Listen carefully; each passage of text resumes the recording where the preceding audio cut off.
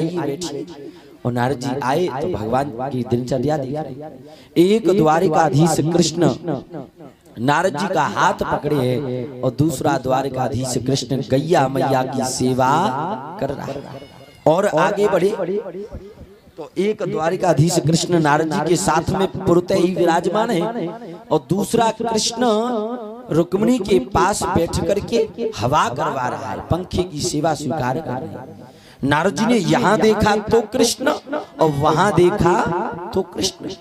और आगे बढ़े तो एक द्वारिकाधीश कृष्ण नारद जी का हाथ पकड़े हैं और दूसरा कृष्ण सत्यभामा से अपने चरणों की सेवा करवा रहे हैं। नारद जी तो चौंक गई, हरि व्यापक सर्वत्र समाना, यहाँ पर भी हरि है और वहां पर भी हरि है। कौन है गुलशन, ऐसा कौन सी जगह है जहाँ पर भगवान नहीं है? क्यों? सब घट मेरो साइया खाली घट नहीं हो, घट मेरो साइया खाली घट नहीं हो, बलिहारी बा घट की जा घट फिर घट हो, बनिहारी बा घट की जा घट हारे हो, कबीरा जा घट हारे हो। सब घट मेरो साइया खाली घट नहीं कोई, बलिहारी वा घट की सो जा घट फिर घट हो। भगवान तो हर जगह नारद जी देख रहे हैं। और जब नारद जी ने प्रणाम कर लिया तो उसके बाद नारद जी सत्यभामा से मिले और सत्यभामा ने नारद जी से बड़ा अटपटा प्रश्न किया।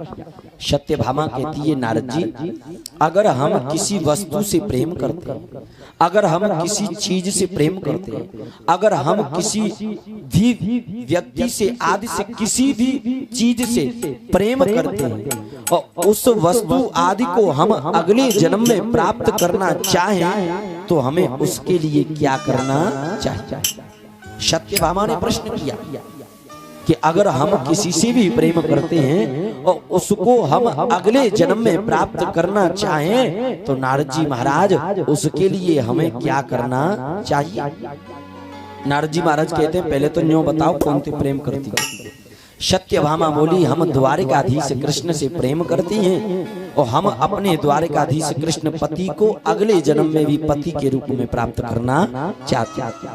नारद जी बोले, तो ऐसा करो सत्यभामा, द्वारिकाधीश कृष्ण जा जन्म में मोह दान में दे दो तो अगले जन्म में तुम्हें मिल जाएगा।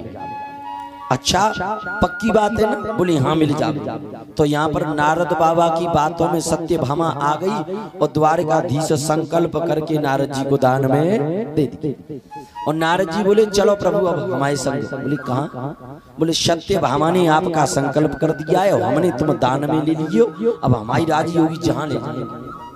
और जैसे ही नारद जी महाराज द्वारिकाधीश को अपने साथ ले जाने लगी तो सत्यभामा ने कहा, रुको प्रभु कहाँ जा रही हो?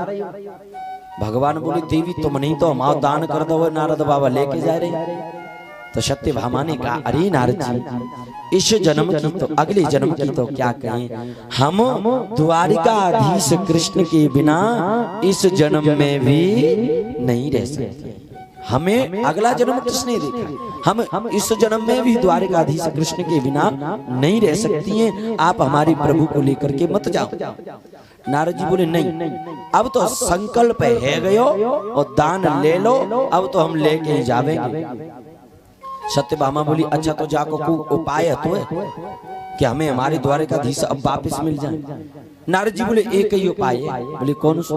बोले उपाय ये है कि द्वारिकाधीश कृष्ण को एक तराजू के पलड़े में बिठा लो और दूसरे तराजू के पलड़े में भगवान के बराबर कोई चीज हमें तोल करके दे दो तो हम तुम्हें द्वारिकाधीश वापस दे देंगे।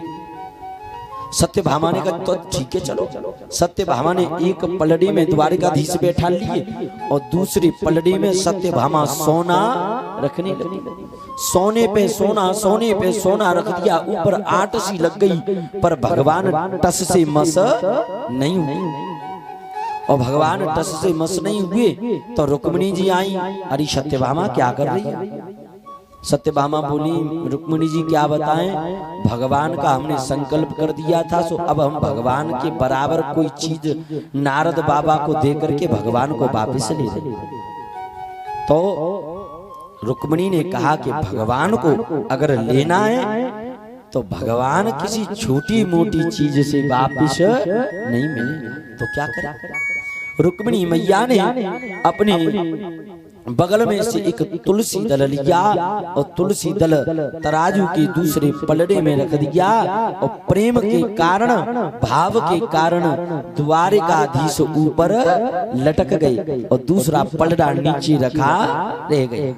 तो भगवान जब ऊपर लटके रह गए तो कोई पागल धन और दौलत का, कोई पागल बेटे नारी का, और सच्चा पागल वो है जो पागल खिलन बिहारी का।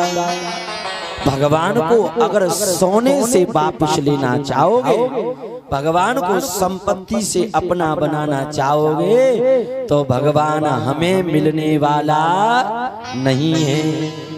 भगवान तो ज्ञान मार्ग, उपासना मार्ग, कर्म मार्ग, भक्ति मार्ग आदि से हमको प्राप्त हो जाएगा। भगवान अभिमान से और इन अभिमान भरी बातों से ईश्वर प्राप्त होने वाला नहीं है। यहाँ पर भगवान वापिस दिए नारद जी ने और दिनचर्या देख करके नारद जी चले गए। द्वारिकाधीश भगवान की जय हो। जय जय।